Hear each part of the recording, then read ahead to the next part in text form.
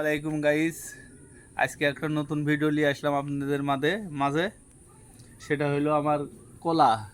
এই দেখেন, সেই হলো অনুপম কলা। অনেকজন বলে মানিক, অনেকজন বলে হলো সবরি কলা। সেই বাগানে নিয়ে আসলাম আজকে, আলম ভাইয়ের বাগান। আপনারা বেশি বেশি লাইক দিবেন, শেয়ার সাবস্ক্রাইব করে দিবেন। আর এই যে আমার কলার বাগান দেখাই, এই দেখেন আমার সাগর কলার গাছ। এইগুলো কিন্তু সাগর কলা। এটা হলো আমও আছে, সাগর কলার গাছও লাগাইছি গাইস। আমি কিন্তু সার খুব কমই দিই।